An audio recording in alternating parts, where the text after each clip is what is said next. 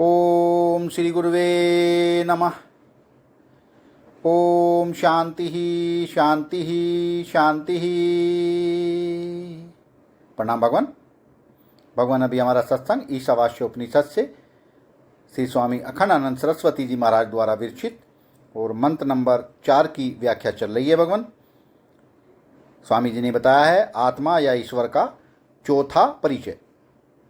कैसे बताते हैं कि नयन देवा आपूर्वत पूर्वमर्शत, इस आत्मा को देवता भी प्राप्त नहीं कर सकते क्योंकि वह उन सबसे पहले ही है।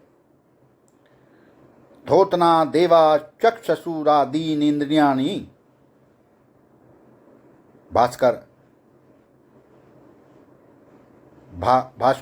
भाष्य से लिया गया। भगवान विषयों का धोतन अर्थात प्रकाश करने के कारण चक्षु आदि इंद्रियां ही देव हैं। यह व्यष्टि में आध्यात्मिक दृष्टि है। वास्तव में प्रकाश करने के कारण इनमें देवत्व आरोपित किया जाता है। प्रकाशन की सामर्थ्य एकमात्र चेतन आत्मा में है। उपाधिगत विशेषता के कारण चेतन के विशिष्ट आभासों को ही तदत विशेषता से युक्त देवता का नाम दिया जाता है। बृहदारण्यक उपनिषद में विदग्ध साकल्य ने याज्ञवल्क्य से पूछा, देवता कितने हैं?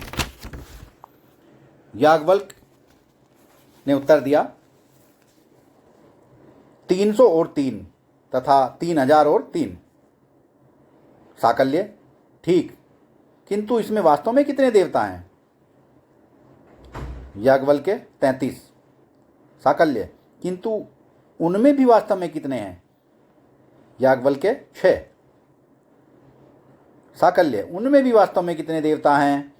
दोबारा से फिर याज्ञवल्क्य उत्तर देते हैं 3। साकल्य, उनमें भी वास्तव में कितने देवता हैं? फिर दोबारा से याज्ञवल्क्य उत्तर देते हैं 2। साकल्य, उनमें भी वास्तव में कितने देवता है? याज्ञवल्क्य बताते हैं 1.5। साकल्य, उनमें भी वास्तव में कितने देवता हैं? तो याज्ञवल्क्य का आखिरी उत्तर होता है 1। बाद में साकल्य के पूछने पर याज्ञवल्क्य ने बताया कि वास्तव में देवता 33 हैं। 8 वसु, 11 रुद्र, 12 आदित्य, इंद्र और प्रजापति। 303 या 3003 जिन देवताओं की स्तुतियाँ निविद में है, वे इन्हीं 33 की विविध शक्तियाँ या महिमा हैं। 6 देवताओं के नाम हैं अग्नि, पृथ्वी, वायु, आकाश, आदित्य और धो। संसार, समस्त संसार ये 6 ही हैं। 3 देवताओं के नाम हैं पृथ्वीलोक, अंतरिक्ष एवं स्वर्गलोक। इन तीनों लोकों में ही सारे देवताओं का निवास है। 2 देवता हैं अन्न अर्थात द्रव्य एवं प्राण। 1.5 देवता कौन से हैं? वह पवन जो यहाँ बहता है, उसके बहने पर ही संपूर्ण संसार रिद्धि को प्राप्त हुआ है। इसलिए कार्य कारण मिलाकर कुछ लोग पवन को 1.5 देवता कहते हैं। 1 देवता है प्राण, उसको ही तैत कहते हैं, वह ब्रह्म है। वाह भगवान वाह, वाह भगवान वाह। 1 देवता है प्राण, उसको ही त्यत कहते हैं, वह ब्रह्म है। भगवान शंकराचार्य के अनुसार इस आख्यांकिका में देवताओं का एकत्व और नानत्व का आधार उपाधि भेद तथा उपासना का अधिकार भेद है। एक प्राण ब्रह्म का ही अमांतर संख्या के रूप में विस्तार हुआ। इस प्रकार एक अनंत तथा अमांतर संख्या से विशिष्ट एक प्राण ही है। वहाँ अधिकार भेद से एक ही देव के नाम, रूप, कर्म, गुण और शक्ति का भेद है। जो श्रुति जब कहती है कि नयन देवा आपूर्वन, इस आत्मा को कोई देवता प्राप्त नहीं कर सकता, तो साथ ही उसका कारण भी बताती है। पूर्वमर्शत अर्थात आत्मा तो इन देवताओं से पहले ही उनके उपादान तथा अधिष्ठान के रूप में आकाशवत व्यापक रूप में उपस्थित रहता है। अतः जहाँ आत्मा मन का अविषय है वहीं वह इंद्रियों का भी अविषय है और इसीलिए मन सहित सभी इंद्रियों का अविषय है। इसी प्रकार तत्पदार्थ ईश्वर भी मन सहित इंद्रियों का अविषय है। वह इन 33 या अनंत देवताओं का उपादान होता हुआ इनकी व्यक्तिगत पहुंच से परे है। मूल बात यह है कि यद्यपि मन, इंद्रियां और देवता उपादान नत ब्रह्म है, किंतु जब वे अपने को ब्रह्म तत्व से भिन्न मानकर ब्रह्म को पकड़ने चलती हैं तो उसे पकड़ने में असमर्थ रहती हैं। वास्तव में सर्वरूप ब्रह्म में प्राप्तकर्ता की आत्मिक ब्रह्मता की ज्ञातता उत्पन्न होना ही ब्रह्म को प्राप्त करना है और अज्ञानता ही उसकी अप्राप्ति है। यह ज्ञातता बुद्ध युपाधिक चेतन को तत्वमसि आदि महावाक्यजन्य बुद्धि द्वारा ही संपन्न होती है।